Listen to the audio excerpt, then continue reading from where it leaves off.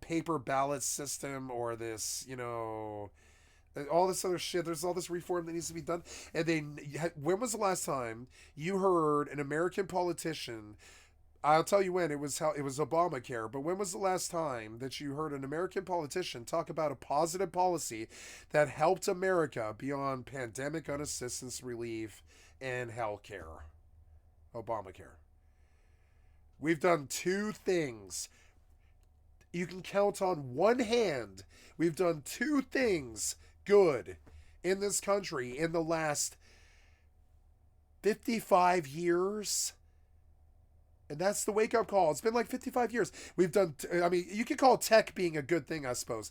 But like, we've done like two things in terms of this government actually helping the public in any way or form. It's been two things. We pay them. We let their lobbies run rampant. We let them be corrupt and do adrenochrome and rape children and all this shit. We put them where they're at. We let the power corrupt them and turn them crazy. They're the bourgeoisie. They're Louis the 14th, or 13th, or 14th, I think. And let them eat cake and all this, and this is a reality that they live with. I don't think we can do that anymore. I think we need personal accountability for every single goddamn American fucking civil servant, where not only can the public kind of pop in on you on a camera and see what you're doing every day, so you're not in some fucking cigar bar wheeling with some goddamn lobbyist. I want you actually doing your fucking job, you know what I'm saying? And some accountability. I come from a cashier history where, like, if you ran a 7-Eleven the way you guys run the Congress, that motherfucker would be stripped to the tiles in 10 seconds.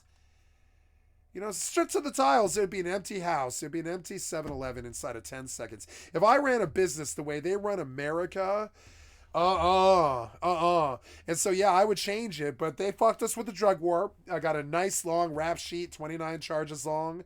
Some of them fucking drugs, but most of it just poverty related shit, theft and that sort of stuff. And I don't know.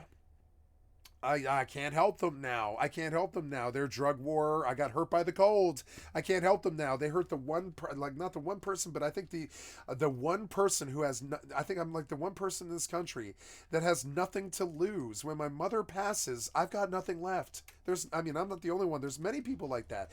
But I've got nothing. You have taken everything from me with that drug war. You have taken my dignity, my pity, my freedom to do anything at all. You have ruined my record. You have made it impossible for me to get a job. You have done many, many, many great, great evil things, but I think that drug war makes you particularly fucking savage, right up there with Satan himself. And I'm done with you. I wish you to be fired. I don't want to do it violently. I wish you to resign. Most of you guys. I'm dead serious. I want you to voluntarily resign. Anybody over 65, I want them to voluntarily resign. I don't want any fucking daddies running our fucking country anymore. Nope. And then, it just goes on. We need reform, and I don't know, it takes a politician swinging votes and slinging votes to actually do that. I would gladly go on down to the 16th Street Mall right outside the fucking White House, start talking to the homeless people about how they actually have a vote, getting them to march like motherfucking... Sweet Bapu to the sea to make salt, right? And tell them we're going to 16th Street now and we're not going to do anything. We're going to occupy fucking the White House and we're going to sit out here, right? And we're going to be like, until you quit and you fucking open up the purse strings, you make sure every single citizen has a job, a place to live, food, healthcare, and mental health care. By this time next year, you're done. You're gone. We're gonna outvote you. And I'll take the votes. I can't take the votes myself, so I'll go find someone else who wasn't poisoned by and had their lives destroyed by your fucking shitty drug war against your own fucking people. What kind of country runs a war against its own fucking citizens? You worthless piece of shit government. You've done nothing for us. I want you the fuck gone. So if you don't want to be gone and outvoted and shat out like the shit that you are, I suggest you get to fucking work and get that rent fixed, Get that fucking, get it. I'm talking yesterday. At the end of COVID, we needed solutions. You supplied nothing. Name a solution to any of the woes that we faced during the entire COVID crisis. You offered nothing. You offered bleach. Shoot up bleach was the only thing I think any American citizen offered beyond pandemic on assistance relief, which is what they did, and it's good. I'm not saying that. I'm talking about actual solutions to the American problems like poverty, homelessness, during the worst crisis this country's ever fucking faced, essentially, beyond World War II or Vietnam, like 9/11. You offer nothing. And I don't know how to let you keep doing this. I don't know how to let you do it. You have bungled and mismanaged this. It is time for a change of the guard. Change of the guard is a theme that has come a lot. I don't speak of revolution. I am talking about reform. I wish to do it peacefully. I don't think you can in this day and age anymore, but I wish to do it peacefully. I don't wish to hurt anyone at all. I have no desire. I have no desire to show up and forcefully make you do anything. I want you to do it yourself. I want you to do it with dignity or don't do it at all. You know? Because, like, you know what my mother used to say when I was a child? Do it with dignity or don't do it at all. And that would be the slogan that I ran for president. It would be. I would say, do it with dignity or don't do it at all. You took my dignity away with your drug war, and you destroyed my generation, and you imprisoned us, and you got us all addicted to opioids, and you fucked us up, and your doctors fucking slew us up with all these pills and all this crazy shit. Now all our heroes are dead, and they're all junkies or they're all suicides, and and there's 50,000 a year killing themselves actively because there's not a lot to look forward to after your drug war, your mismanagement, your foreign wars. Fuck this country and left us with nothing to look forward to. And so what do you know? You get 50,000 suicides a year. You get 1 in 5 Americans are illiterate. You get fucking, we're getting outperformed by China, etc. And I love that. I love that China's outperforming us. I do, because until you learn your fucking lesson and you see across the street or across the pond or whatever, in this fucking little metaphor or whatever, across the street / across the pond is our friend. They've always been our friend China. They're our friend. They've always loved us. We've always loved them. It's only the weirdos that have said any different. We've always had generally a really good fucking relationship with China. We're scared of them, and they're scared of us, and we've got nuclear shit, and they got nuclear shit, and there's all these problems, and all these friends, and all these allies and stuff. And it's complicated like any good relationship and stuff. But you shitheads have been saying that we don't like China. I don't fucking agree. I think we're afraid of China, but I think we like China. And that's, and so China outperforms us. And you say that with shame. I say it with pride, because after the drug war policy and the war on the public that you engaged in the last goddamn 50 years and shit, and all the problems that you caused right here at your own fucking borders, you've acted more of an enemy to the American public as politicians than the Chinese have. You know what I'm saying? And so I think it's kind of funny. I think it's good that they have outshined us now. They didn't fuck around on education, rent, making sure everybody could eat. I mean, they did, but they got problems, but they don't, they got problems, but like everyone else. But I don't think it's like us. I don't think so. I don't think it's like, it's not festering in the streets. I don't think so. I don't see that. I think there's problems in rural China, in poverty. Poverty's a terrible, terrible problem there, just like anywhere else, right? I'm saying if everybody in that country loved their job, everybody would be so happy, and everybody would have the money. Everybody would be productive. Everybody would be good. It would be a golden age. The only reason we don't do this is you seem to want to essentially ensnare every possible venue towards an actual reform with filibuster. So I can't go kill you or whatever to force you to do revolution or change or reform. That's not going to work. Like Gandhi said, I can't go do that. I can't go sweep the White Palace. I'd love to, but anybody talking about January 6th is a goddamn moron. I love January 6th, and I'm glad it happened. I don't like you guys, you know what I'm saying? But but I don't think it works. I didn't think anything about January 6th work. I think it's the purview of idiots. You know what I'm saying? I need you to peaceably reform this country before your people die and your sons are all fucking fentanyl addicts and their grandsons are dead on the streets. You know what I'm saying? It's not good. It's not good. If they were happy people, they would not be shooting up fentanyl on the streets. We have the right to freedom and the pursuit of happiness.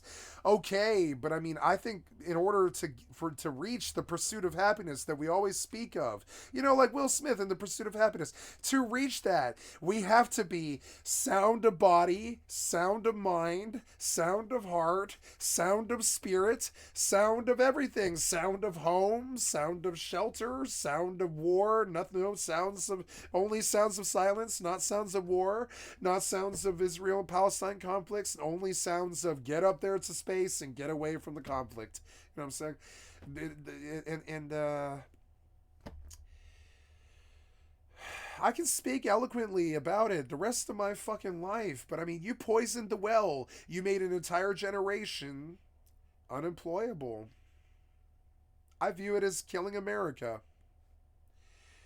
Either everybody I know took care of themselves and got a family and got a job and a house and ended up fucking being middle class and normal, or they tortured and burned on the fucking streets because you fucking burned them on that war on drugs, like me. And now everybody has to claw themselves up by the bootstraps and churn that butter into fucking, or churn that milk into butter and all that. Everybody here has to do that now. It sucks. And without help, they can't. So, and you seem to be anti-help. I don't think you're helping us with that, Congress. I don't think you're helping us with the inflation. I think that government is about to shut down. I don't think you care. I don't think I don't think your filibuster ever gets anything done. I don't think you care. I don't think you care. When I watch you guys speak on C-SPAN, let's go look at what happened to C-SPAN today. Do you see people that care? I'm going to show you a picture of whatever C-SPAN was today, right? You're going to see about 200 people who just don't give a living shit. I don't think they have any fucking passion whatsoever. Where was the link? Remember that Hollywood rendition of what the House of Representatives was like when the 13th Amendment was passed, right?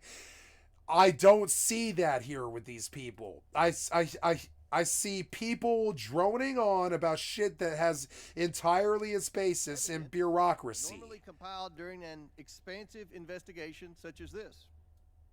The Oversight Committee has found no credible evidence of the Bidens providing any work product.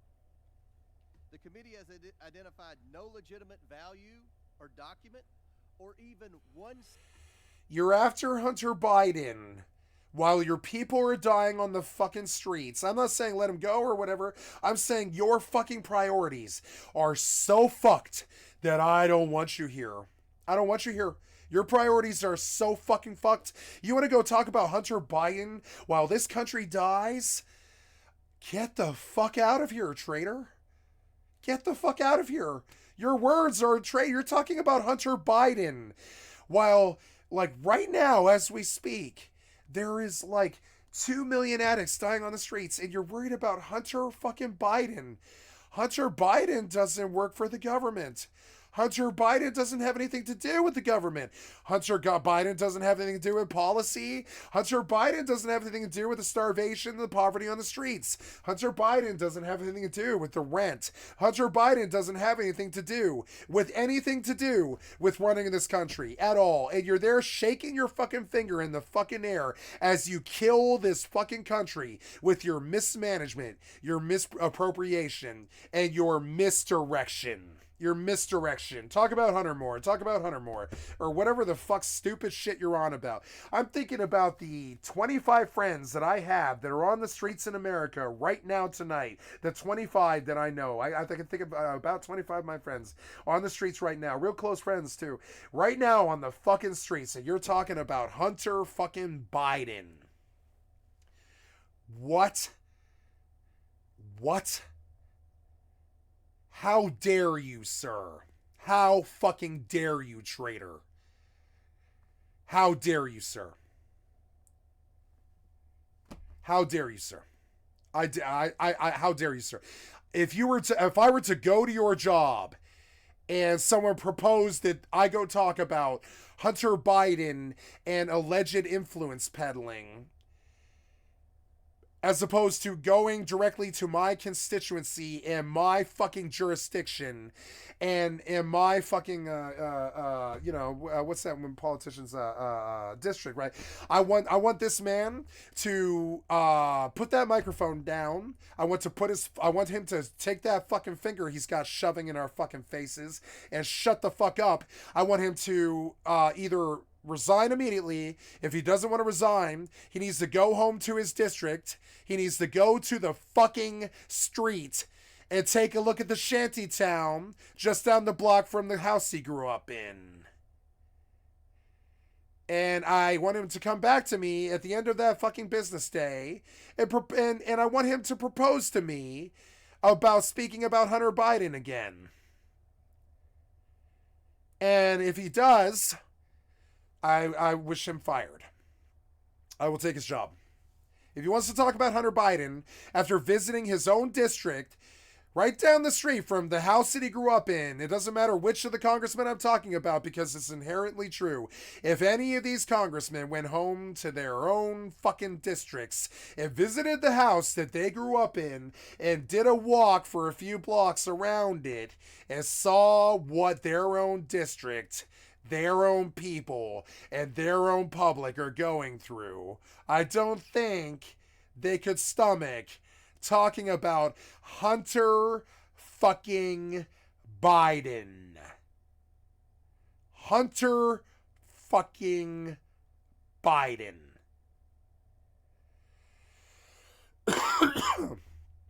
Those people die on the streets right in your fucking districts that you don't even visit but once every 4 fucking years, while you claptrap away at your do-nothing cancer Congress that we got to excise, essentially.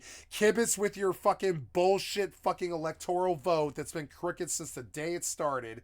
Lie to the cameras and all this shit, and have your fucking political witch hunts instead of taking care of the people who put you here. Then I want you to go look at the base that's shut down, or the Coral East dying, or the Paradise, California, or Lahaina in your district. And I want you to tell me how you feel about Hunter Biden again. Now, I believe I could show up with bombs, guns, AC-130 gunships, and nuclear bombs. I think all the weapons and all mankind's history couldn't get this man to do his job. I'd bet my life on it. All the guns, nukes, and bombs in the fucking world couldn't get this guy to do his job. He's got to come to that trough willingly. He's got to go home to his district, see what's actually happening, and get boots on the fucking ground right the fuck now before we die. And he's out here talking about Hunter fucking Biden and influence peddling in 2024. That is not the business of running the fucking country. That is the business of running the country into the fucking ground. Now, this guy's pretty passionate about Hunter Biden. He's pretty passionate. He's got that finger in the fucking air. Anything at all that has to do with anything that isn't his job. As long as it's not his job, he's passionate. He's got his fucking finger in the air. He's judging Hunter Biden. He's pissed. He's got passion in his heart about that, right? But his own fucking district he hasn't been to in 4 fucking years. You want to see what it actually looks like? How they actually act? Let's see. Let's go look at C-SPAN stream for the Live House, right? Yeah. Yellen testifies on, Biden's budget and Senate.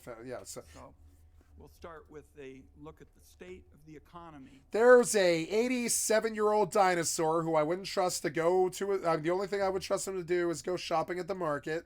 As we meet this morning. He talks very fucking slowly despite the 270 other people who are fucking desperate to talk. He's got that nice tie that would put one of our starving poor children through college, and that nice suit. You goddamn suit dummy cocksucker. And he hasn't been home to his jurisdiction in 20 years. He has no idea about the fucking tent shanties outside Martha's Vineyard.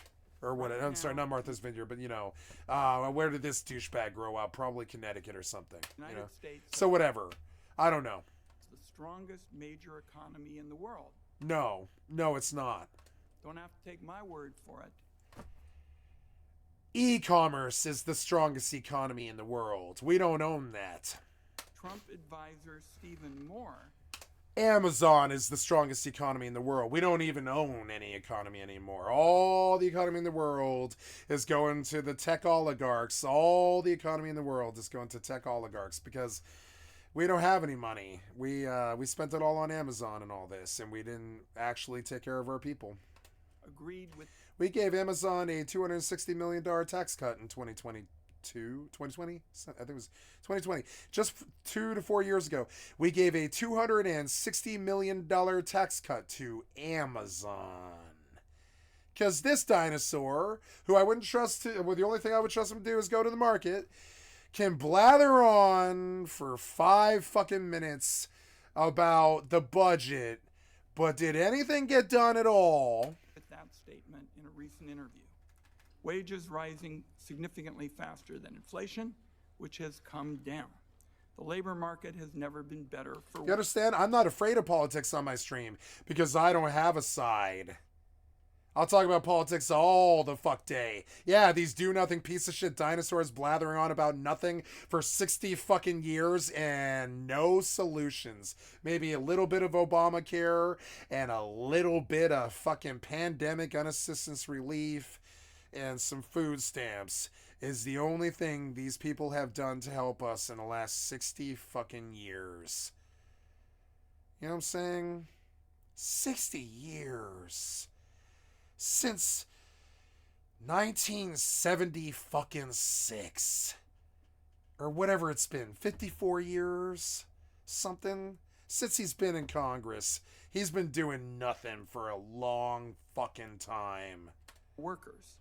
There's been real progress on income inequality. I don't see passion. I don't see a person who cares about America. I'm sure he's passionate about America, but I'm saying I don't think he cares about America. I don't think he cares what happens.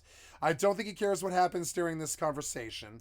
I don't think he cares what this guy's doing. This guy's on his fucking phone, and yet they're running the free world.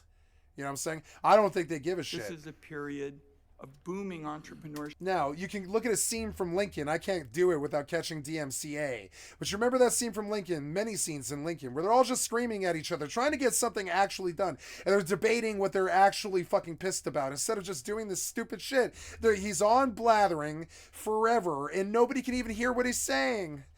In America as new business applications are up. Go back 4 years.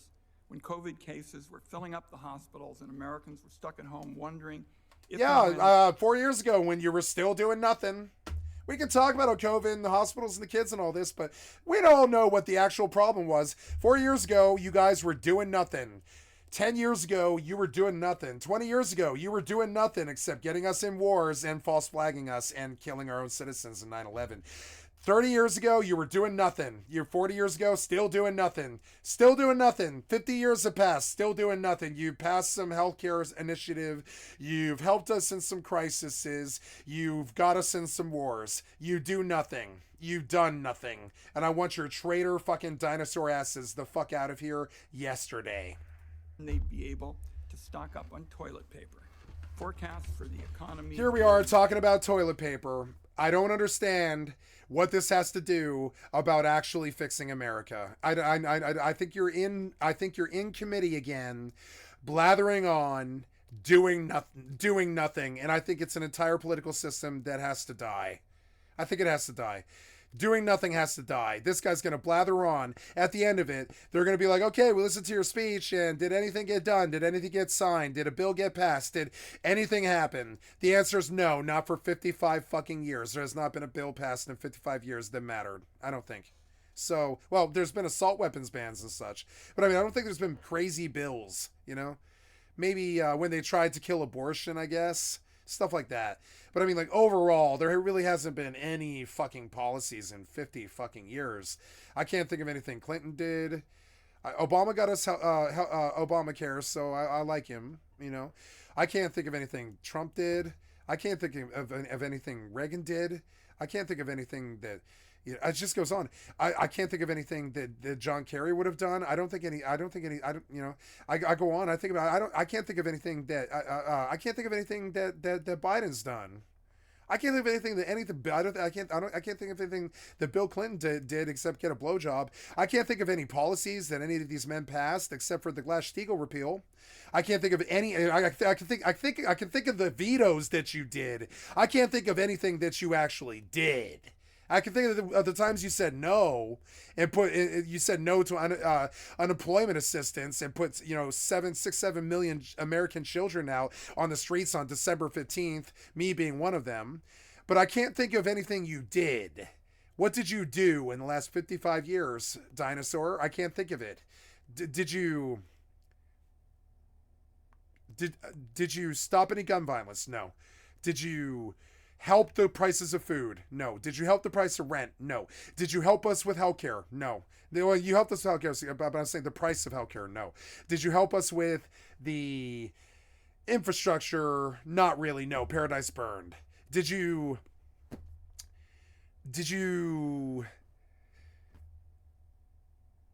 Lahaina burned. Did you storm Ruby Ridge? Yes. Did you veto things? Did you say no to people? Did you drug war us? Yeah. You did drug war us. That the one thing you did do, I would say the policy that you did have, you did hold, you did drug war us.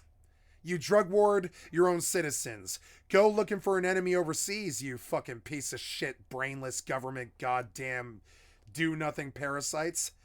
Go find an enemy overseas. Why did you attack your people for 50 years? Isn't that essentially the dictionary? I'm talking dictionary definition. The dictionary definition of traitor is you attacked your own people.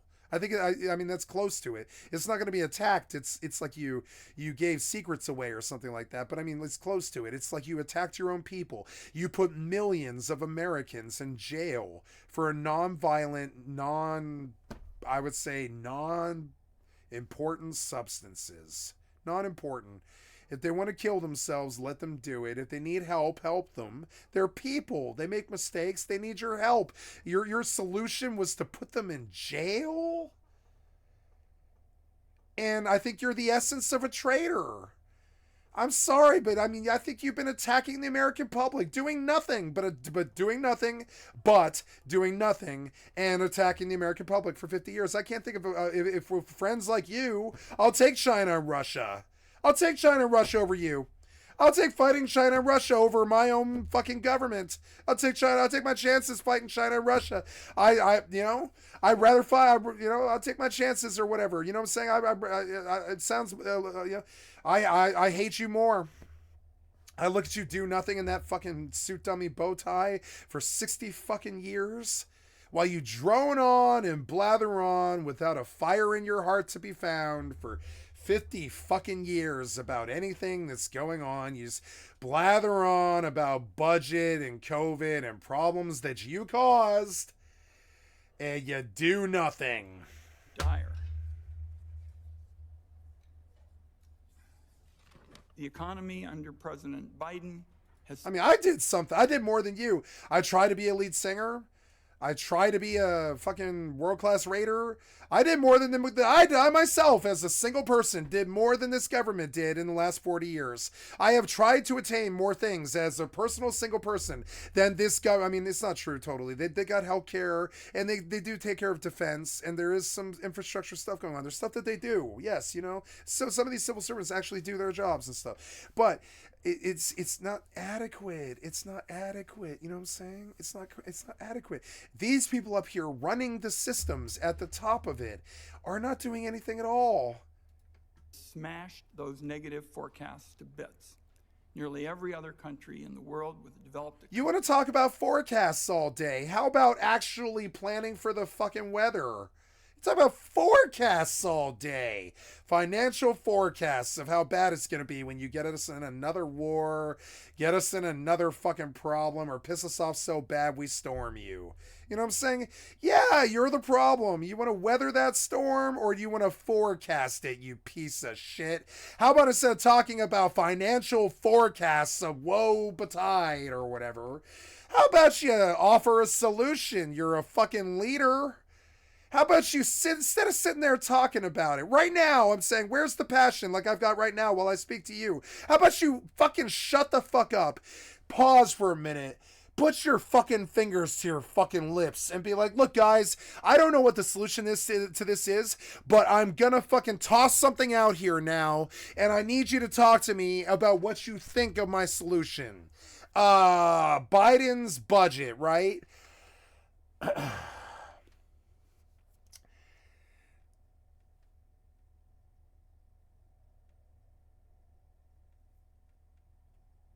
Split up the budget into 8 ways.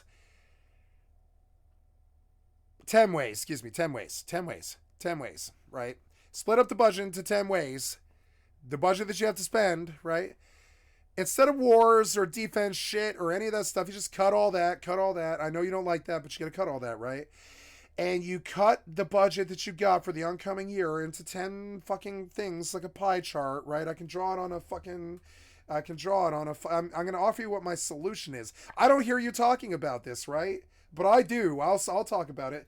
How about we take the budget, we slice it up into eight things: education, healthcare, infrastructure, water, food, shelter being rent, really rent, right? I think I already covered education, but mental health, casework, community driven help, like as in the people who got recovery, their job for getting the recovery is to help other people recovery. It's like the never-ending infinity symbol of recovery, right? Recovering addicts help recovering addicts until there's no more recovering addicts. That's how he did it in Sao Paulo, and he slaughtered a man in Italy slaughtered the 70s and 80s heroin crisis by himself by putting a commune or making a commune and because he was rich, and filling it with ex-junkies who were the only people who were passionate enough to actually help addicts get clean and stay clean. And he did it. He single-handedly pretty much turned the relapse rate to zero. I'm talking at the end of 1989, the relapse rate in Italy was like 1.6% or something like that. Now, it's gotten way, way, way, way worse when he turned out to be a fucking sex cult addict guy who went to jail, you know? And, of course, everyone went back to being junkies and got depressed again and all this shit.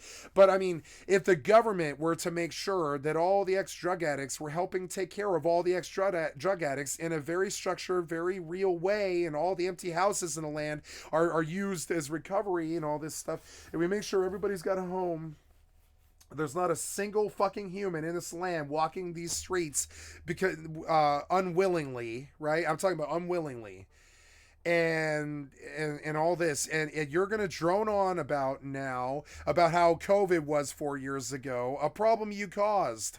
Developed economy would love to trade places with the United States You're going to drone on. You don't give a shit. You have no passion in your heart. You got to wait for everybody else to fucking speak, but all you do is blather and don't do anything. And I'm fucking sick of it. I'm fucking sick of it. You must change.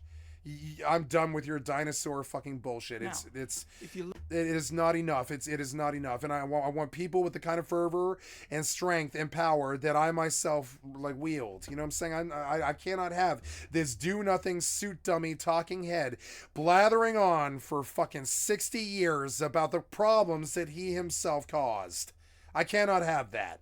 listen to Donald Trump, you would believe. I don't want to hear Trump out of any American politician's fucking like mouths ever the fuck again. The man lost the election.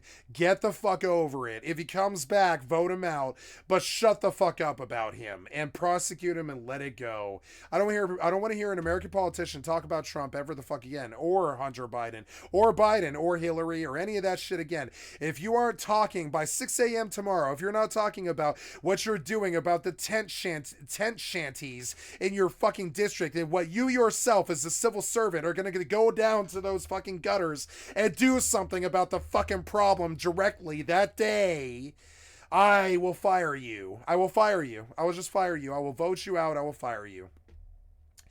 I don't want to hear about you what happened with COVID 4 years ago or The United States is on a fast track for the dark ages. Yes, because you've sat there for 60 years and done nothing. I want you at 6 a.m. tomorrow. I want you dressed and ready to go to your fucking district and actually take a look at it. And the next day, I want you back here again with a solution as to how you get those people off that fucking street. And then, it's going to be rent.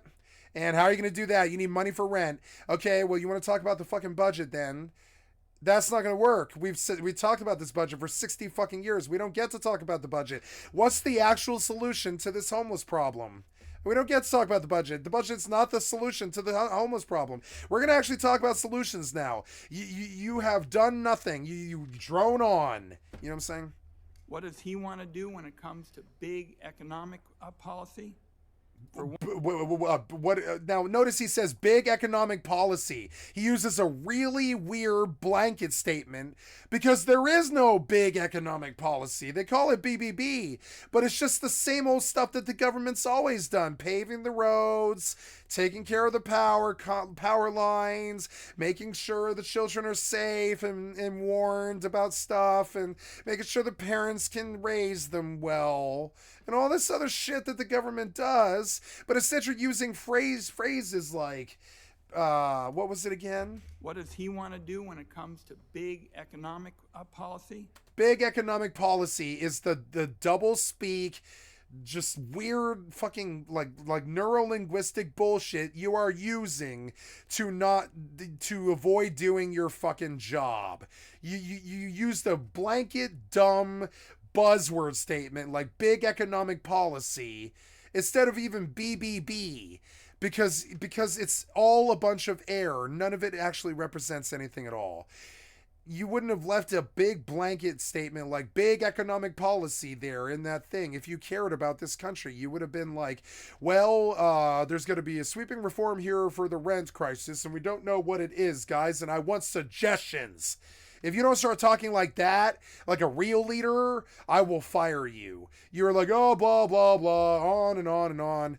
And it's like, I want you standing up. I want you standing up. You don't look like you have any fervor or passion about this. And I want you to address the fucking House like a real politician.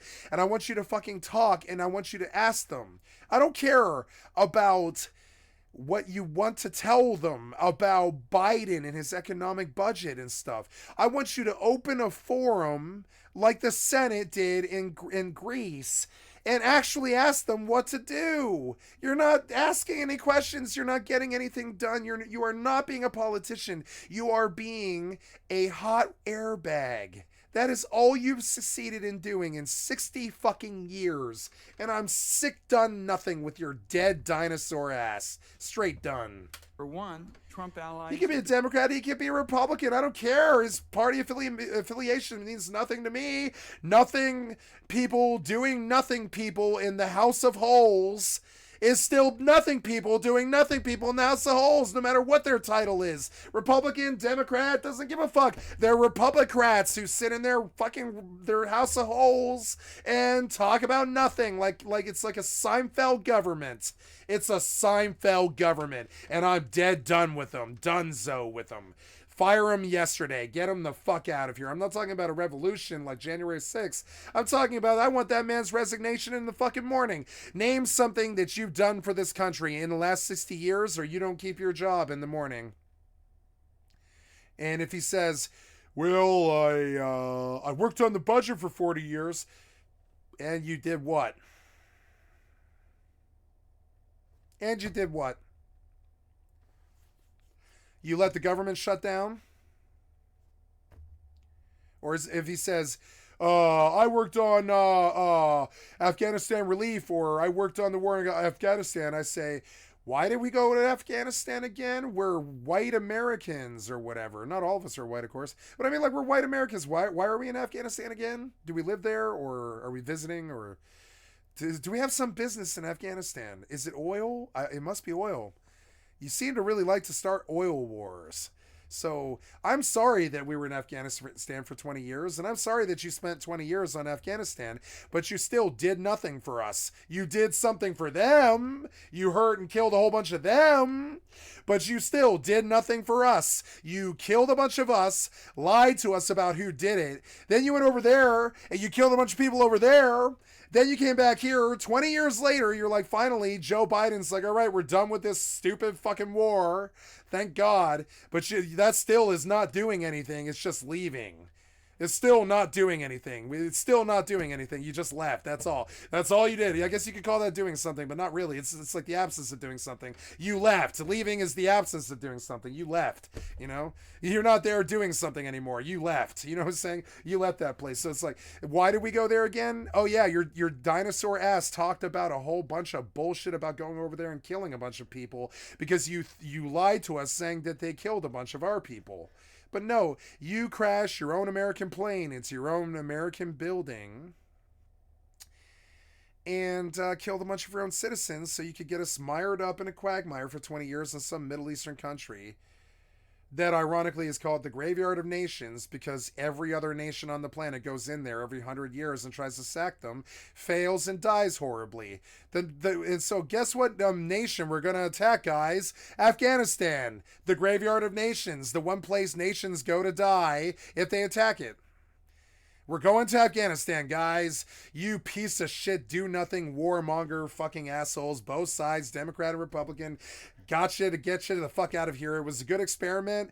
I don't want your bipartisan bullshit parties anymore. I want them gone. I want them gone next year. I don't want to wait 4 years for it to put some figurehead in who does nothing like all your other 300 fucking figureheads underneath the other figureheads. And I'm sorry. I'm just like, I'm done with do nothing figureheads. I can't do it anymore. I'm so fucking sick, puking the sink sick when I think of your do nothing ass blathering on about the budget still. Developing a new tax agenda, cooking up new tax agenda. Yeah, agenda for what? Yeah, making taxes like fucking 20%. Big plans for tax hikes. Go good. Big plans for they're going to charge us more money, guys. Yeah, great. How about you do something? Americans and middle class families. There'll be more talk more about middle class families, but I mean, when was the last time you were in the middle class? What the fuck do you know about middle class? Shitty suit dummy poser. Tax breaks for multinational corporations and big handouts to those up at the very, very top. Yeah, from you. You gave them the handouts. Your Congress gave them the handouts. You are sitting there blathering on. It's a great little system. I understand the ploy, you know? I understand the ploy. You are blathering on over and over again about the problems that you caused. And it makes us think that you're doing something in there as you blather on for 60 years about the problems that you caused. Yeah. And I see it. I see what you're doing there. I see what you did there. You're not hiding from us. Oh no, you're not sneaking around. You're not the Illuminati. You're not hiding in plain sight or any of this shit. We know who you are. We've seen that you sat there for 60 years and talked about the problems that you yourself caused. We know. billionaires. Yeah, there's why would anybody in America, I guess the word is be allowed. I'm not talking about salary cap. I'm talking about like at a certain point past 250 million, I don't really believe any American should be able to have that much money. I guess I am imposing a salary cap.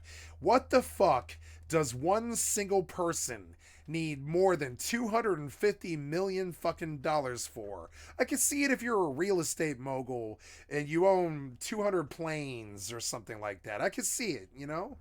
But more than 250, that money's got to go to the poor. I'm sorry, and I know it sounds like socialism. It's not socialism. It's a salary cap. No human alive could ever supply me with one earthly goddamn reason why one single human should have more than $200 million. Name a reason. What could he buy that he could possibly need? Well, I mean, I'm sorry. You keep talking about the rich, but you don't talk about you don't talk about solutions. All right, then you don't like the fucking billionaire software despots. They don't like it either. I don't think Elon likes it that he has that much money. I don't think he does. I think he said it in public before. I don't think it's cool that he has that much money, but he's not going to give it away. He's not stupid. The person he gives it away to will use it to destroy the world. So, you know, so he keeps the money. But I mean, like, the only reason he has that much money is because it's a monopoly-based system. He's got the monopoly. He runs it. So the only reason he has that much money is you didn't curb the monopolies, you don't cap their salaries, and you don't fucking cut it off at about 200 million or something like that, where you're like, no, it's just bad form while there's like kids dying in the streets of like heroin addiction and stuff. For you to have more than $200 million, it's just kind of like, it's just bad form. There's no reason why anybody would need that much money. Are you going to buy a private plane every day for the rest of your life? Because that's what I kind of think they do.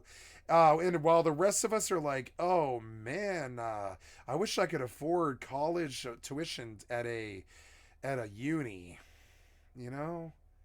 The rest of us are like, oh man, I wish I can't afford a $2,000 Mazda Protege right now from 2008. I thought about it. I looked at it. I was like, I can't afford this. You guys are talking about $260 million tax cuts to Elon Musk's company. And I'm like, yeah, I think I could prove that you have been actively working against us for 50 years.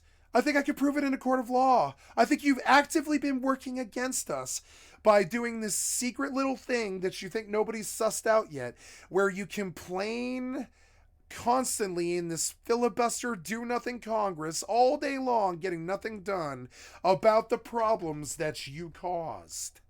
And you think this justifies your job. It doesn't. If you were gone, nothing would change.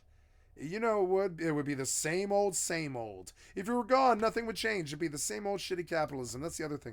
You have to willingly change to make this better. You guys sit up there and you do nothing. This man, I don't want to hear what he has to say about the budget. I know the budget's fucked. I'm very aware of that. We all know. You've been saying it for 100 fucking years. The budget's fucked. We know.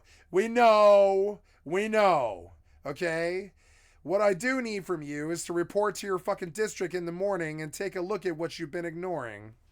Don't get fired. I imagine a lot of those people, their path involved a lot of hopelessness. I don't know. I'm just worried about people. I'm worried that about is where people. Today's show is going to end. Bye forever. I'm not trying to start some revolution or try to, speak treason or talk about how much I hate my own government and shit. I'm not voluntarily trying to do this stuff. I actually do, but I mean, it's not a good thing when it seems like the person that's at the helm of the ship is down in the galley at a podium talking. And we're all looking up like, this is Master and Commander. We're out here chasing the French fucking frigate or whatever it was.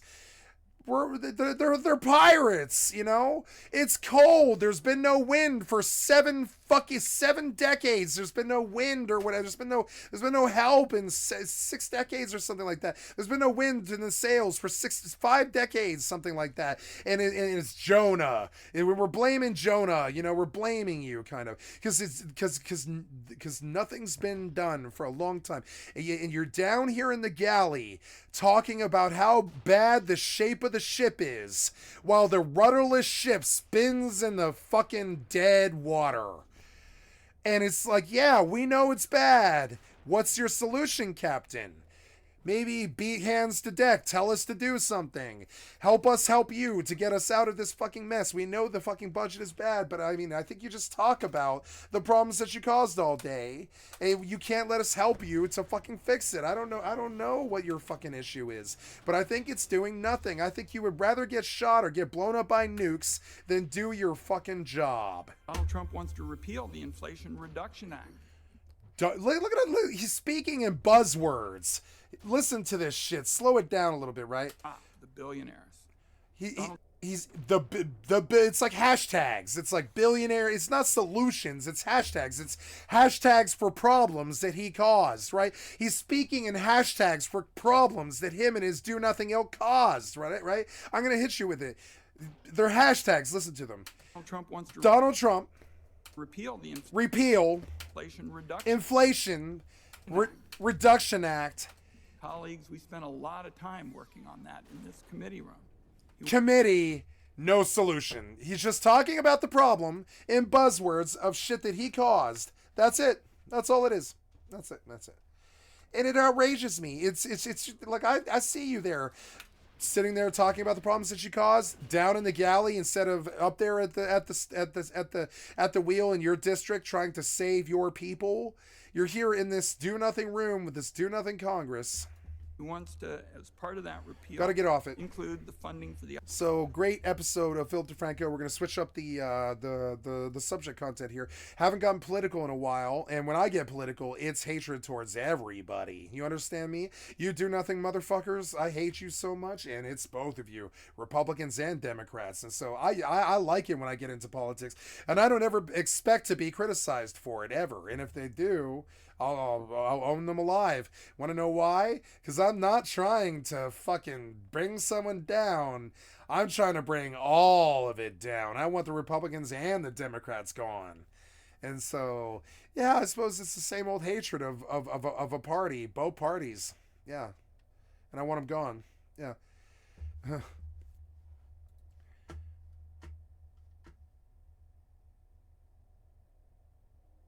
Avoid these massive mistakes. Dan Schneider is a creep.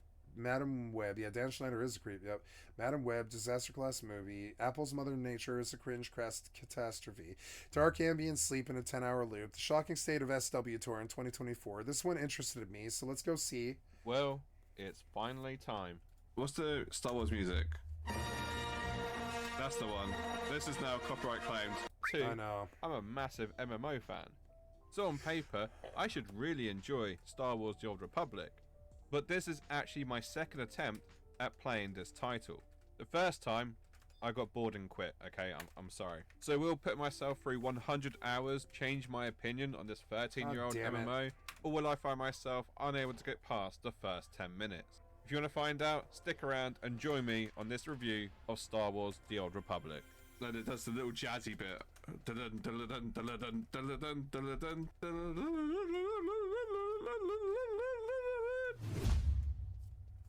So let's start with some fun facts. Star Wars The Old Republic released on the 20th December 2011, 5 days after the closure of Star Wars Galaxies. The game had 1 million subscribers within 3 days of its launch, making it the world's Out goes the good, in comes the bad. fastest growing MMO ever. It's set during the Old Republic era, 3,600 years before the events of Episode 1. It is estimated it cost BioWare between $150 to $200 million to develop. Thank you. This would have been... I'll just go to my history, I guess. Yeah, Philip DeFranco, but I also need... You're not allowed to photograph or record other people. Yeah. I also need thank you PBS NewsHour for the funding for wonderful the content for my stream. I use it to lambast this do nothing asshole, and I would do it for the rest of my life until he was gone. Get these do nothings out of here.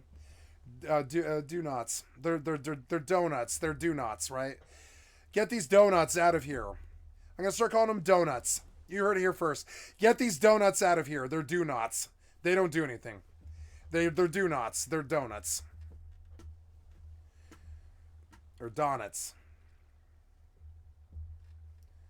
They don't do anything. IRS They complain about their own problems that they caused. that has vastly improved customer service and cracked down on wealthy tax cheats.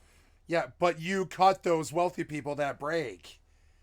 You let them cheat. You caused that problem. Why are you talking about it right now? All in all, How about a solution? Maybe don't let them cheat. What do you do? Okay, you talked about the problem here, but you can just see a systems person would never allow this to occur. You talked about the problem here, but you didn't talk about the solution at all. You talked about a lot of problems here, as you usually do. Problems caused by you. So how about a solution? You seem to have a problem with wealthy tax cheats. Well, sir, what would you like to do to stop wealthy tax cheats? How about continuing the thought and entering into a never traveled territory in this room? Solutions. Instead, you're just going to talk about how much of a problem that is, aren't you? For a long time, you're going to talk about how much of a problem it is. Yeah, you want to bring us to make us aware of how bad the budget is. We don't need to. We seem to. We don't seem to know how bad the budget is yet. That enough. We need to hear how bad the budget is again. And Donald Trump's proposals would run bigger deficits and pile up more debt. That would make it impossible. yeah, we're in debt because of you. I'm sorry. So how about you don't seem to like the debt then? You don't like the debt. How about you talk about a solution? What do we do about the debt, guys? And that's what real leadership is. You look at your colleagues and you say, hey, guys, I'd like to speak to you now. Open forum. What do we do about the debt? Do we forgive it? Do we not forgive it? Do we pay some of it? Do we not pay some of it? Who thinks what? I want to hear what everybody thinks in a forum, and then we're going to work on a solution here. Like a real fucking leader. That's what I would do, you know? And this is you bitching about your own problems that you caused. It's purely that. It's disgusting. To shore I'm up gonna get off it. bedrock It's just the same thing over and over again, you know? God damn it. Only 3 Star Wars MMOs have ever been created, and this is the only one I officially. went back there to thank PBS NewsHour. I'm terribly sorry. I forgot what I was there to do. I immediately got back to revisit it. I was like, I really hate these guys. I hate them so much. They represent everything I hate about humanity. They're the people who sit there and kick you when you're down. They do nothing but kick you when you're down. It just is what it is. Thank you, PBS NewsHour, for the excellent content for my stream. I have liked and subbed to your channel. And thank you, MLB, for the excellent content for my stream. I've liked and subbed to your channel. And thank you, American Baptist for Christ. And that's everybody. I caught them all. Even one single. No. Bad. They still open, with the other 2 being closed down. Although you can still play Star Wars Galaxies on private servers. I don't have the solutions, but I think that entire room does. I think if anybody was allowed to speak about a possible solution, 55 other solutions would come springing forth. They've got the solutions. They don't talk to each other. Communication has been broken down for 50 years. They split the party. And at this point, you understand why the Brits do the monarchy as opposed to the prime minister running the country, because one person tells them what to do. And infallibly, that person is probably not gonna not care, you know? Like these pieces of shit Senate. But anyway, that's enough. Speaking of pieces of shit Senate. So now, let's jump into the game. Yeah. So day one of Star Wars The Old Republic has you choosing between the Galactic Republic and of course the Sith Empire. And you know what they say, Only a Sith deals in absolutes. so I chose to go Galactic Republic because I'm a bit of a role player and I wanted to be on the good side for once. Me You too. then have 4 different classes to choose from, or origin stories as they call them, and below that different playstyles, which are So- for context, Star Wars Galaxies had 10 races. for I you to don't choose wanna from, see him with play. each race having its own unique. I don't have an interest, but let's see what he says at 100 hours, okay? Please. Can we watch this? I don't think we can. Sorry, cursed meme, whatever you do, just don't Google Star Wars chili ad. And yeah, anyway, moving on. So yes, I got over 100 hours in Star Wars The Old Republic. Why do you guys all play the Asmongold fucking end song? It's so annoying. It's so 2004. Which now means I have 100 hours of wisdom when it comes to this title. So first up, I just want to say, by I the now 80-hour have mark, I had finished the main Basically, story the quest. smallest amount of I know, experience some that people- you could essentially have in this MMO and still say that you got to cap. And I'm going to tell you what I think now. My 100 hours. Motherfucker, I done pulled 13 hours on fucking Horizon Zero just today. You're bragging about 100 hours in your SW Tour experience and how much you know about SW Tour. 100 hours. Now, yeah, for a working man, that's a lot. But you got to remember, most video gamers, oof. Yeah, not I don't know about work. Can complete it within 30 hours, but they also probably skipped a lot of dialogue. But you have to remember, there is a lot of distractions within this game. Like, I was getting pulled from one way to another, and honestly, I didn't hate it. I liked the fact that there was so much to go and do. There are a lot of positives and negatives about this game, but in all honesty, I think it just comes down to the age of it. For instance, I wasn't a big fan of the tab targeting.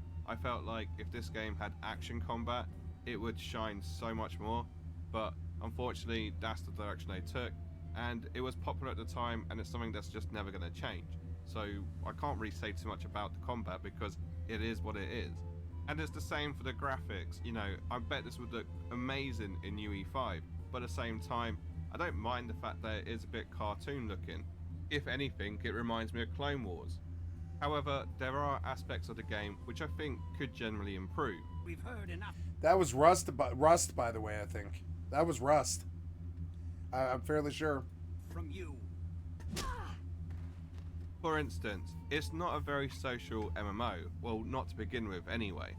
It doesn't facilitate the ability for you to go and talk to other players No. and to actually team up and work together. You can. PvP and flashpoints are the most social interaction you're going to have at a very early stage. For the most part, I reckon players just turn off text chat because it's just so clunky, and the default position of it and the default look is just so ugly. And it almost feels criminal that the only reason I joined a guild was because someone was spamming invites. They need to make an actual guild finder, and I know there's an unofficial one which you can look up, but that doesn't really count. If I'm a new player, I'm not going to go outside of the game to look for a guild, which is a shame because there's loads of community stuff that you can. Why would you look for a guild on like a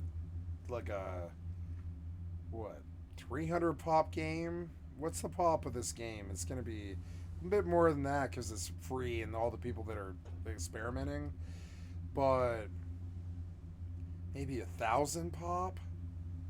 I think that's what I heard last time I heard. This game is like less than 1,000 pop, and it's still got like 50 servers open too, which is crazy. Can do. There's roleplay, there's open world PvP, believe it or not, and obviously all the usual stuff like world bosses, dungeons, and so forth.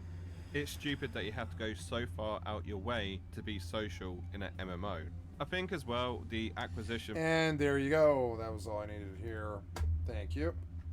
Thank you, Sawman UK, for the extra content from a stream. I'd like to sub to your channel. I wish you would take me back to the video. Why can't you take me back to the video? The acquisition by Broadsword. Thank you so much for the extra content from a stream. I'd like to sub to your channel. Star Wars MMO RPGs, past, present, future. Okay. There is one.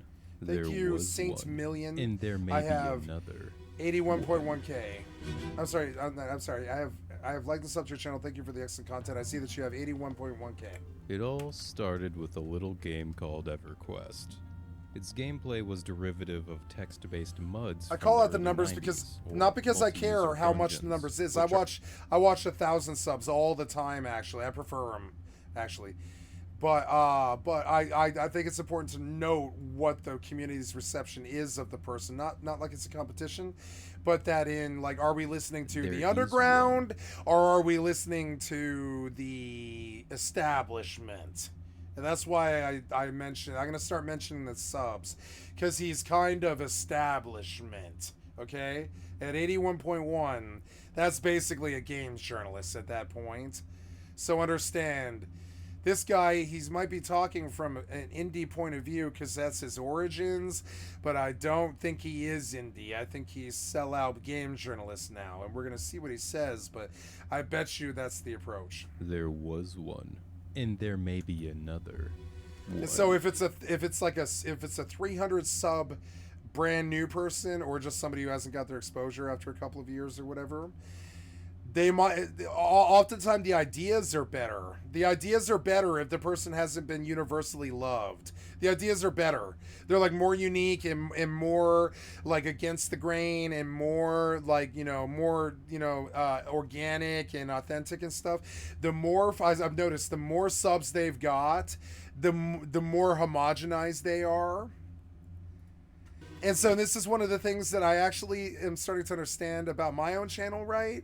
It's taking me a long time. I started, but it's not that long though, because I only started posting videos, I think, like at the beginning of January. Yeah, like I'm sorry, I began recording videos in,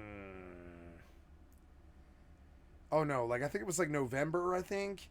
And so it's been like 6 months of solid recording, like every single day of YouTube. I had to change everything. That was about 6 months ago now, I think, or something like that. 4 months, I think.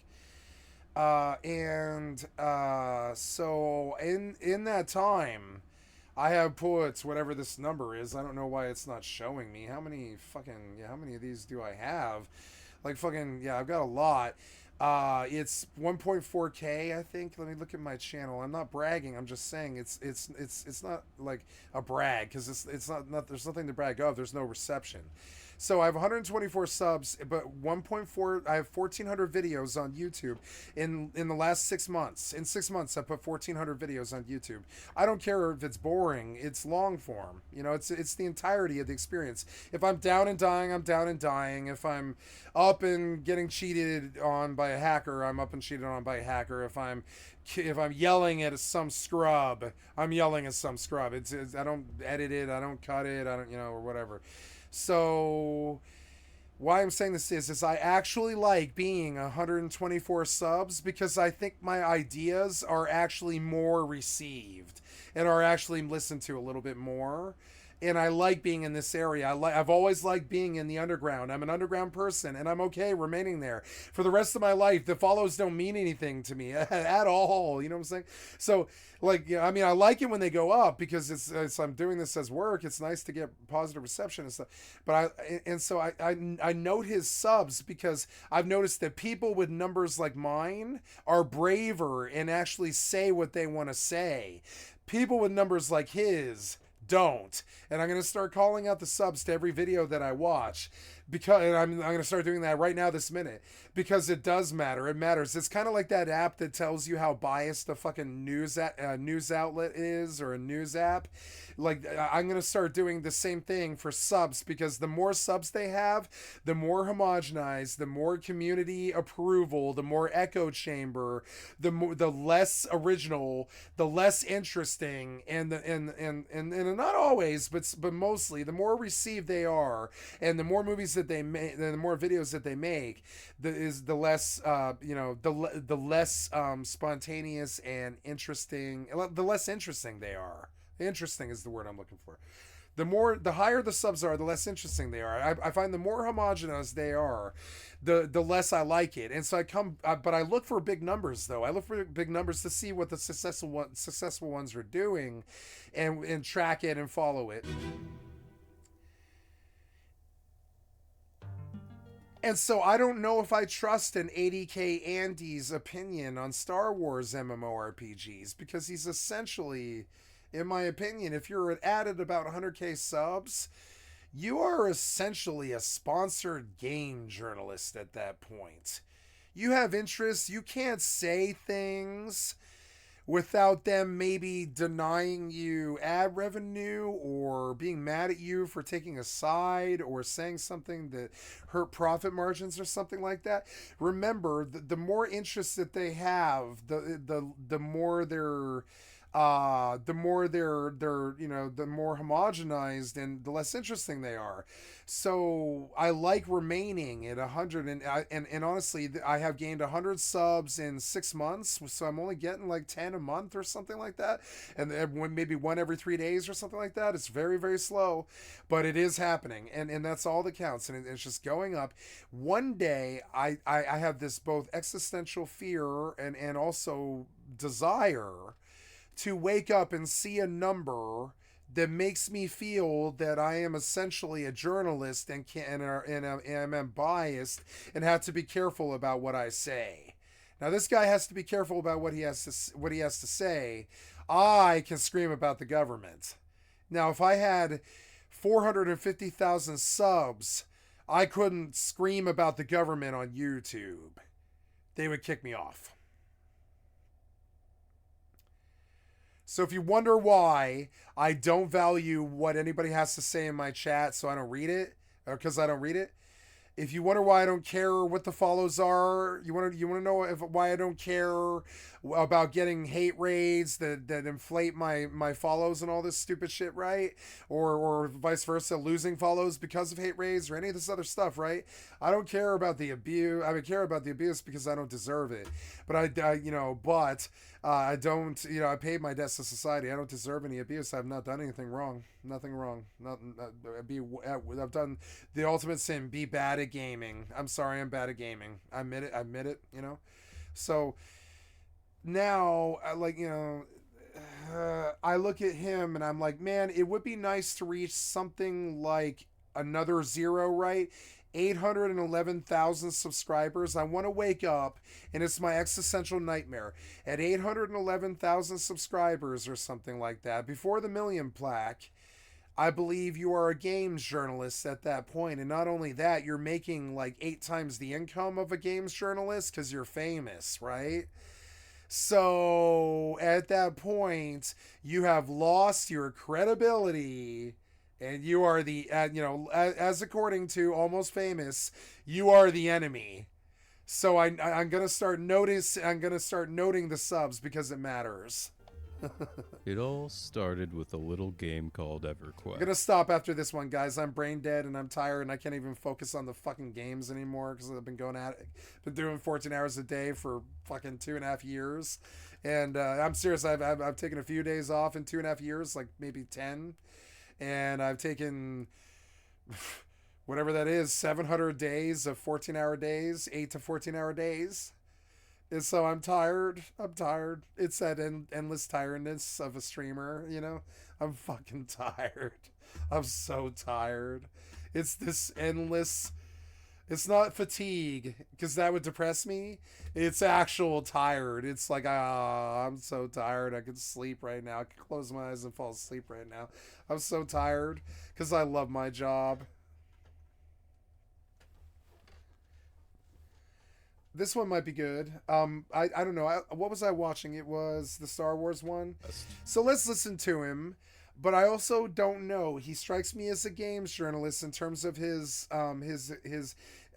popularity, and that makes, I don't know if I want to know some YouTube game journalist's opinion on Star Wars MMORPGs, because I don't think a popular YouTuber has the time, like me, to be an MMORPG Star Wars expert.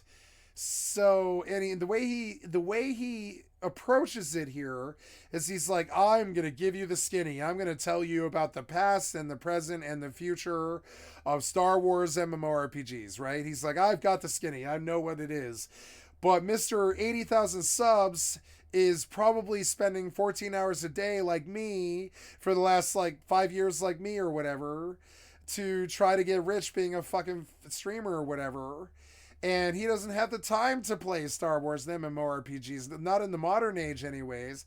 So we're going to look at we're going to investigate the video. We're going to see history of MMORPGs, galaxies, galaxies, galaxies, galaxies, galaxies, galaxies, galaxies, Clone War Adventures, Old Republic, Old Republic, Old Republic, Old Republic, passing the torch.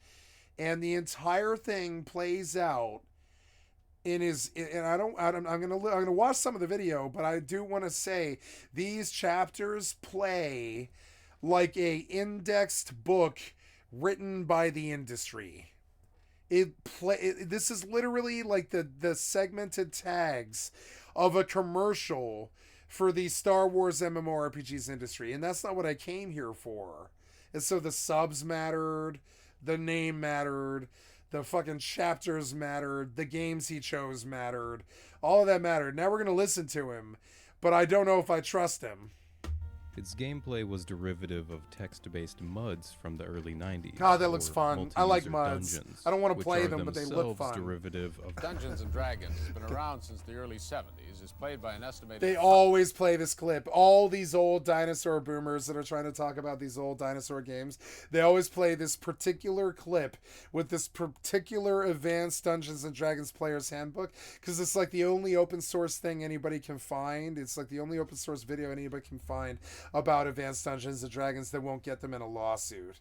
So all the YouTubers use the same exact fucking, MPEG. 5 million people. Or It is also whatever. the target of a group of concerned parents in the United States who call themselves BADD, B-A-D-D, Bothered about I can't believe there was a mad there was a mad for Dungeons and Dragons.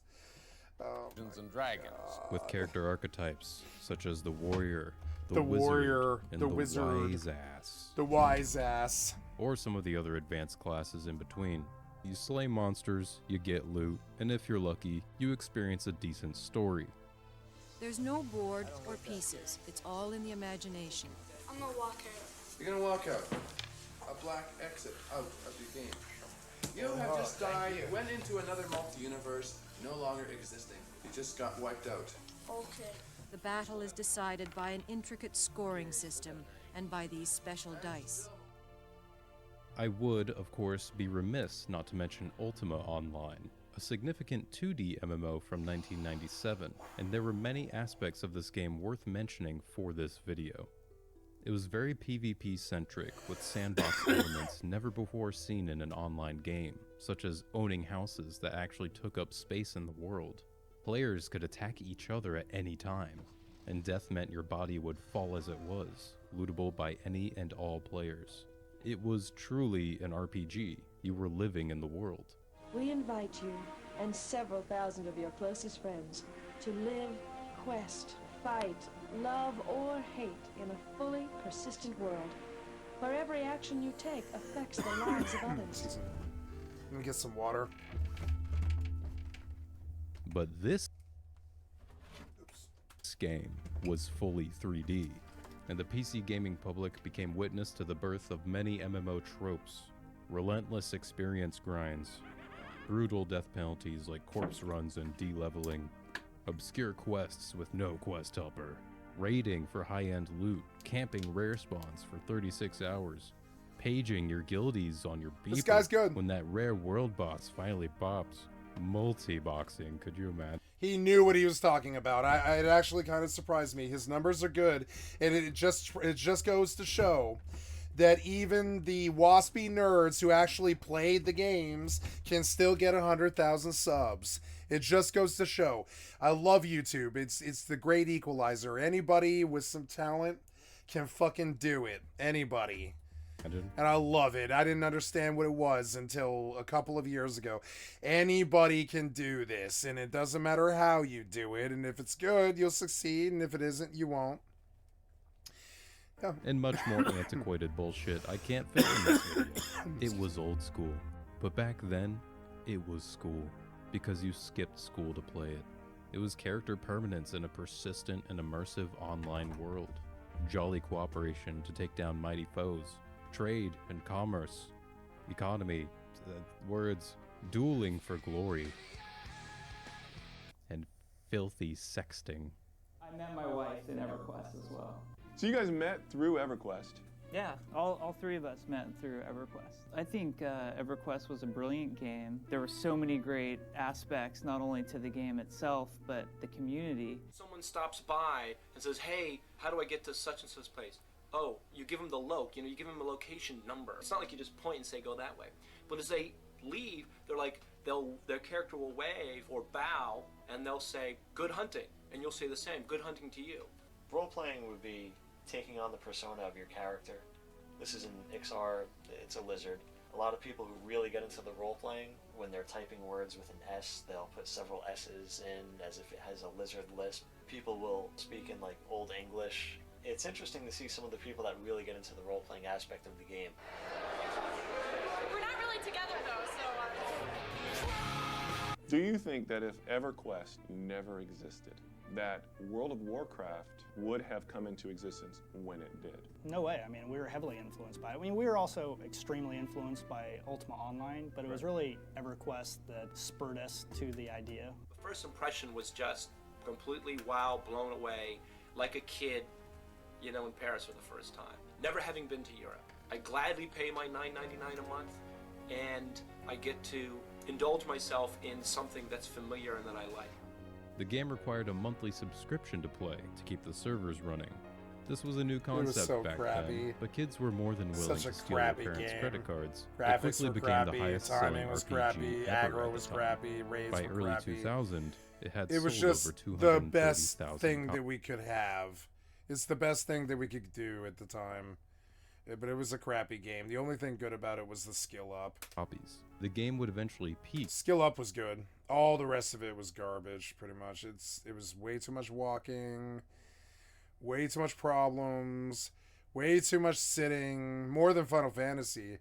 Way more than Final Fantasy. Way too much, like just decayed old systems. Way too much travel, like walking.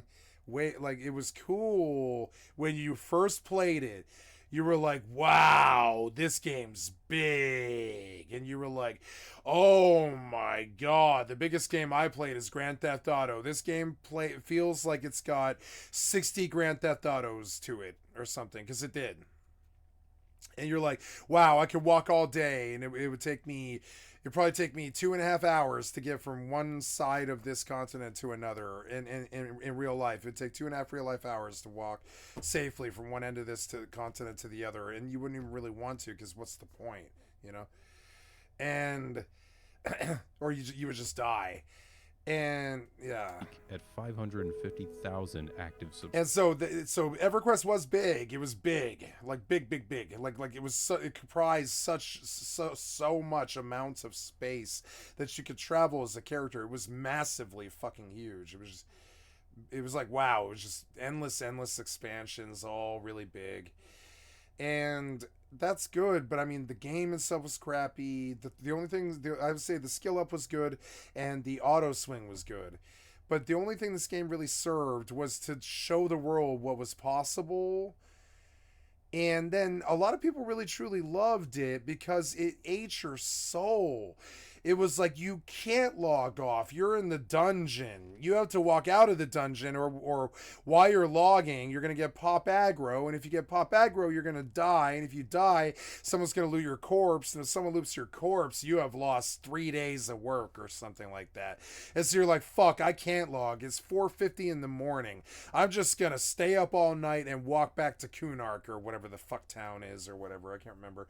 And the game was like that. It was really bad in terms of time sink. It was like, just like, you would look up and 18 fucking hours had been like passed by. I only played it for a couple of days, but it came on so fucking strong in terms of how disrespectful it was of your time, that I was like, it's not an appealing game to me back then. My friend had me play EverQuest for a couple of days, but I was like 16, I think. And I was like, no, I don't think this is me. It's so fucking slow. and it's not really looking too good because I was used to PlayStation 2 graphics.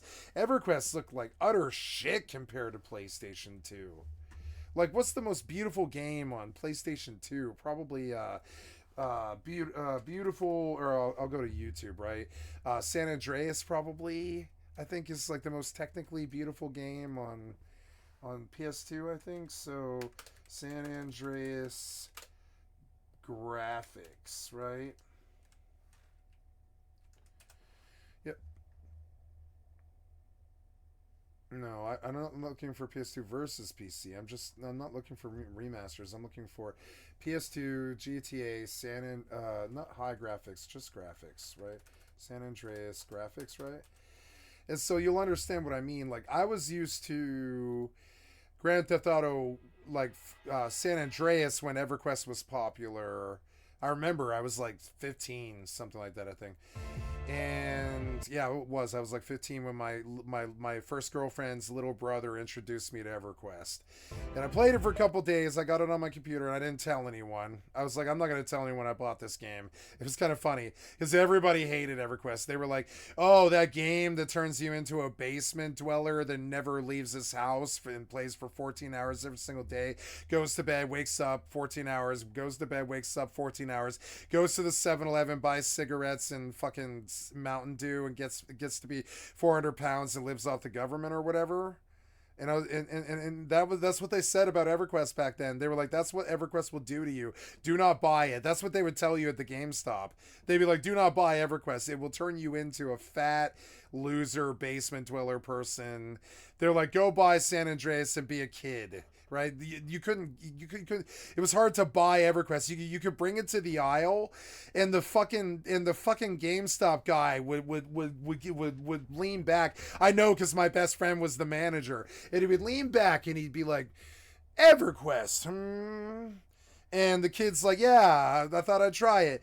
And the guy goes, don't play EverQuest. It's literally like this. It was like this for years. Why? It'll make you never leave the house again to the point where you will fail out of school and you'll get fat and you won't be able to stop playing and you will become a video game addict and you will end up failing out of school and on the streets. That's literally what they would say to you. Literally, like the fucking GameStop fucking employee and everybody in the scene. That was the attitude that EverQuest had. And they weren't wrong. They were not wrong. It wasn't that the game was good. It was that it would get you in above your head. And I mean, Final Fantasy does it too. It gets you in above your head where you have pulled 5 mobs and you've killed 4 of them, but you've got to kill that 5th one, and then that means sleeping him and coming over here and sitting down for 4 more fucking minutes to get your mana back, to get another kill on the 5th goblin to say that you made it, you didn't die, and lose terrible XP and have to walk 25 minutes again just to get to the fucking camp. Getting to the camp sucks and all this, right? And that was the shit that they were saying. That was the shit they would say about EverQuest and stuff like that. Like, you can't leave the dungeon because you pull too much. You can't die because it's catastrophic. So you're running and you're sleeping and you're sitting and you look up and 5 hours have passed. You've dealt with like 4 mobs or something. That was the shit I used to hear about EverQuest, you know? And that is what these games are. That is what it is. It gets you in above your head. You get too deep in some place where you can't aggro or you're out of that, like an extraction MMO or Rust or something where you can't go further. I mean, you're trying to go further, but it's also dangerous. You can't go back because you can just warp out. So you're just going further. You keep killing and killing until something bad happens. It's almost like an extraction MMO. And in the extraction MMO nature of EverQuest was extremely high. So it was really high in Ultima Online because Ultima Online was full loot drop PvP. So like in EVE Online 2, where like literally like, you know, it was just crazy. It was just like PvP was crazy crazy prevalent and really common, and they would rob you for everything you had. It was like it was more so than Rust. You would get killed more than Rust, and like, you know, so yeah, and so it's funny, and so the other thing is when you turned on EverQuest, it looked like this, right? He showed a picture of it just now. We'll go back and we're right now we're at 450. I want to go back a little bit. The game looks like this piece of shit. The game looked like this. This is the excellent picture of it. Often it was a totally featureless, blank, flat landscape with a few trees that they didn't want to do because it would bog your card down. And like, you know, and the characters looked like utter Morrowind pieces of shit. And I had already graduated to another generation of Morrowind by that point, Oblivion, right? Skyrim wasn't out yet, but Oblivion was. And so you look at these Morrowind graphics and you're a 360 kid with Oblivion, and you're like, what the fuck? I don't want to play a game with graphics like this. What in the literal fuck? You're like, no. When you're in the store and you look at the back of the fucking thing and you're like, this is what the graphics look like, and you think about, you sit back in the GameStop and you dream about what's the best game on the console, because you think this game's probably really good on PC. People seem to say that it's really, really addictive or whatever, right? Like WoW's really addictive or EverQuest's really addictive. It must be really good and it's secretly really good, right?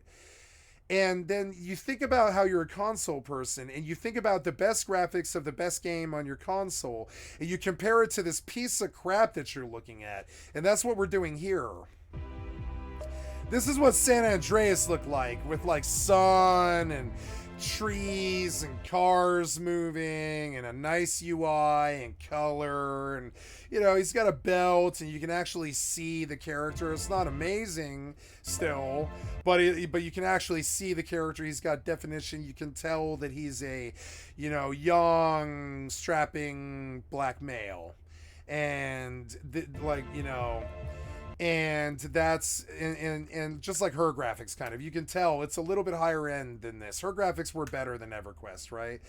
So, and then you go compare. You're like, I'm on PS2, and the game that I play all the time is Grand Theft Auto San Andreas. Why would I forgo that for a game that looks like this? Why would I go for Nya, you know, or Nya over Nya, right?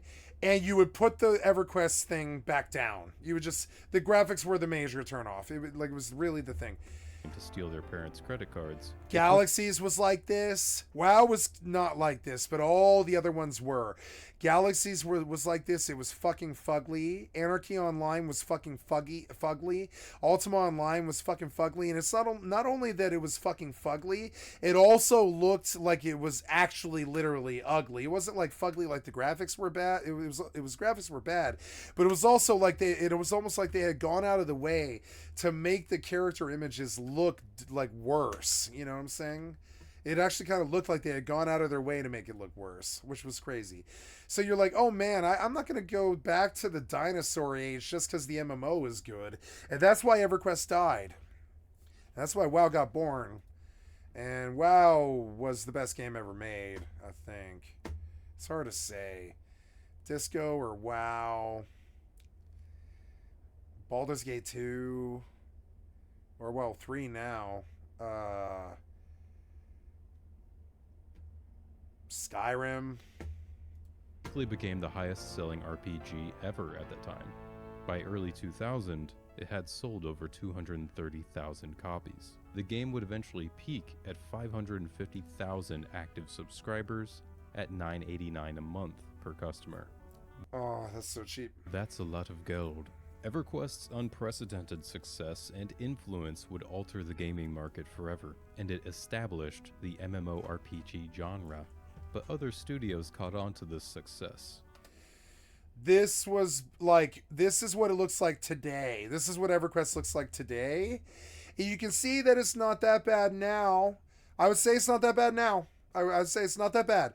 But what it looked like back then is not what it looks like now. This is not what it looked like back then. It was like, oh, this is worse than Morrowind.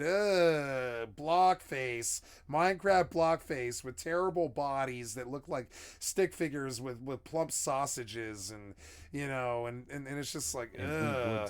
And so I gotta say, I was not an EverQuest kid. Those graphics were enough to scare me away. Straight up scare me away. I was like, nah. That looks like utter straight hot garbage. I'm sorry. Diablo 2 looks better than this game. And Diablo 2 came out 8 years ago. MMOs. Seriously, Diablo 2 came like 8 years before EverQuest did, I think. And like, like in 1994 or whatever it was, 96 or something, and like it looked 10 times better than EverQuest, which came like 8 years later. It was a weird comparison, but I'm gonna say like games that came out 8 years earlier than EverQuest looked better than it. It was graphically fucking disgusting, really. I couldn't stomach it. Just a few years after It was the doldrum kind of muddy graphics that are unpleasant too. It was all shitty Morrowind, unpleasant, muddy. It was like, ugh. Everything looks like mud crab, you know? EverQuest's release. Fucking mud crab. A fateful day rolls by. It's June 26th, 2003. The #1 song in the UK is Bring Me to Life by Evanescence. LeBron Bring me back to life. James is selected as the first pick in the NBA draft. I hated Evanescence, and it was this item of contention with all of my crew and all of my friends, but I couldn't fucking stand Evanescence. I couldn't stand her voice. I couldn't stand the lyrics. I thought the metal was cheesy and shitty and was not effective or powerful. I felt it wasn't goth. It wasn't industrial. It was just utter shit. And I just despised Evanescence for some reason. And everybody I knew fucking loved them. Loved them. And I was like, I can't stand listening to this woman sing. I can't do it. Ugh. It was so cheesy schlock.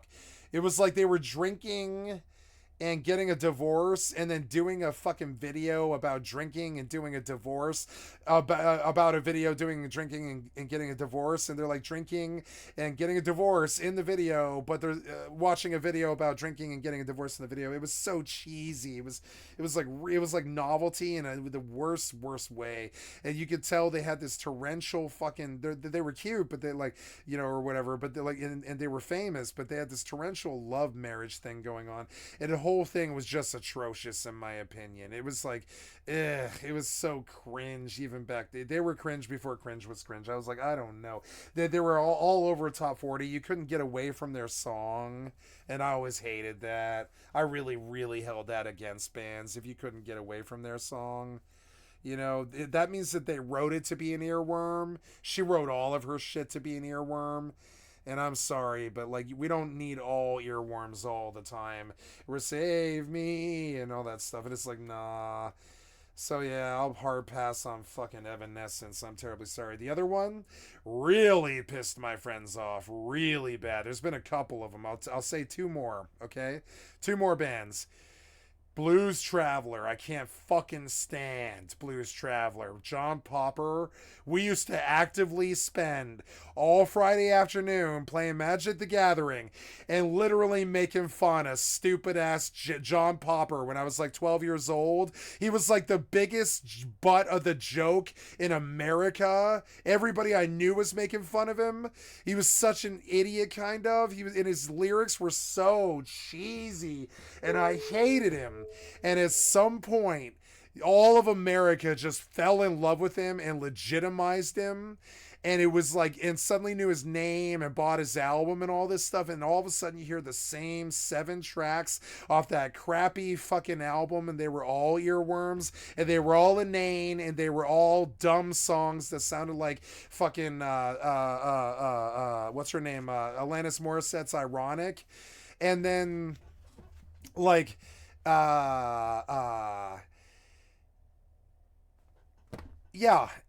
Blues Traveler was the second one, and my friends couldn't stand that I hated that band. And then the third one really pisses them off. Bob Dylan. I cannot listen to Bob Dylan. I respect the man utterly with all of my heart and soul. I've read books about him. I've talked about him with my father and with professors and stuff. I love Bob Dylan as an idea, but as a musician, it sounds like a hot screeching cat off key, wailing on a harmonica drunk, while he bitches about things that, while really beautiful, weren't enough of the message most of the time. They gave him the crown, but the message wasn't there enough. It was there. He was the first one, I'd say. He was like the first one with the message, I'd say. So I respect him. But listening to him play music is like for as an Asperger's person is impossible. I'm not pitch deaf. I can't. He sings so off key that I can't listen to it. It's like nails, and I am Asperger's. I'm not kidding. Like, it is like fucking nails on the chalkboard for me. Guess what my father's favorite musician was, right? And so all my childhood, he would just, every time we got in the car, immediately Bob Dylan, right? All my childhood, just Bob Dylan immediately. I mean, he played a lot of stuff, but Bob Dylan mainly. And Highway 66 or something, whatever. And I grew to just hate it. I was like, this person's voice, I really want to love this guy because my father loves him so much. I loved all of the other bands my father loved. All of them. You know, all of them. Dire Straits, everybody. But like, I couldn't handle Bob Dylan. It broke my brain. It was like tinnitus or something like that. I was like, I can't listen to this like female cat howl about like hippie shit anymore. I can't. It's just, you know, and that's the third one, right? So again, remember, Evanescence, can't stand them. Fuck them. Straight up, fuck them.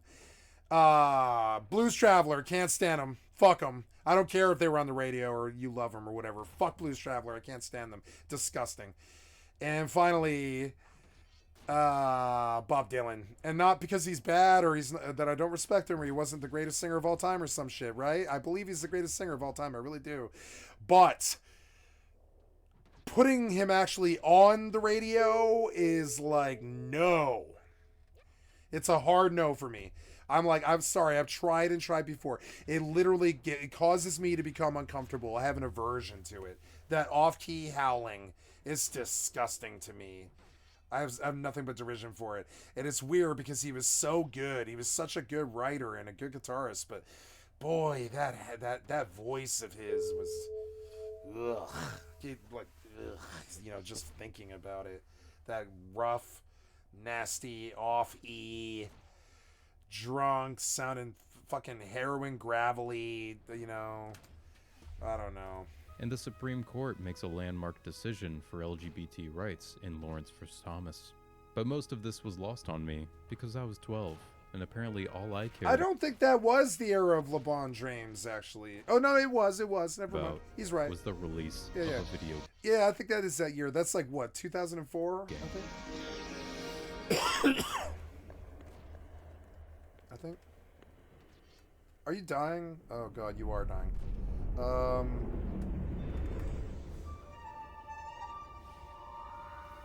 Star Wars Galaxies. It cannot be understated the hype behind this game at the time. Not only was it Star Wars, which was hugely popular again thanks to the Phantom Menace and a slew of books, comics, and other video games coming out at the time, but this was an MMO made by the creators of I'm gonna EverQuest. log EvE. No, I'm not gonna leave it. Frothing at the mouth. From 91 to 93, the Thrawn trilogy is released. This series of books is largely credited for reigniting interest in the expanded universe of Star Wars, non-film content. We'll go that way. This is the 1st of November, 1994. Today is my first day of writing the new Star Wars series. Things have advanced so far in the last 20 years in terms of your ability to Please don't kill portray me. things on He's the gonna screen kill me. that Son were of just a literally impossible bitch. before. Don't and kill then me. very difficult in terms Absorb of strength. I got out. I got all out. Limiting factor. I got out. When He these fucked three, up. I do these three, then it's finished. I've kind of done. I got out. I got out. The story. I and think. I feel I've accomplished. Oh what no, I did not. set out I to got do. poison and bio. I And in can't do anything. 99, it does release. Phantom Menace and EverQuest come Nope. out the same year. Fast forward to March of 2000. Oh. LucasArts approaches the developers of EverQuest. I'm exhausted. I'm not gonna and try strikes again. an agreement for them to make a Star I'm Wars sorry. online I game. can't focus. They announced it, stating Can't it would focus be on it. released by 2001. Yes, just 1 year of development expected. It would take place during the original trilogy. And that's all. That's all I've got, guys. I'm terribly sorry. So thank you so much for paying attention to me. I am brain dead and I'm going to bed. I love you so much. Thank you so much. What did we do today? We played, oh God, 13 hours of Horizon Forbidden West. We played like 3 hours of Final Fantasy 11 or something like that. I talked a lot. I'm exhausted and my voice is tired. About politics and all kinds of stuff, and it was a wonderful day. Just a reminder, this 13-hour and 45-minute session was recorded. I feel like an airline pilot, and I'm trying to fly you on in down to the landing, you know, and I'm that pilot, and that smooth pimp coming in through the fucking microphone, and I'm like, yeah, people, we getting home to the city now, and I know you're tired and trying to get home to your hotels and your motels or your homes, whatever the case may be. We got a nice 10-minute descent here with no turbulence or anything like that at all. And I want to say thank you for paying attention to my stream. I'm a full-time variety gamer all day, every day. Put me on in the background. Click on the cat space to donate. We about to land this motherfucker. You know what I'm saying? We about to land it. Twitch, YouTube, sub to me. Follow me. I love you. Catch in tomorrow, 10, 12 hours from now, some such. Same cat time, same cat channel. Good day.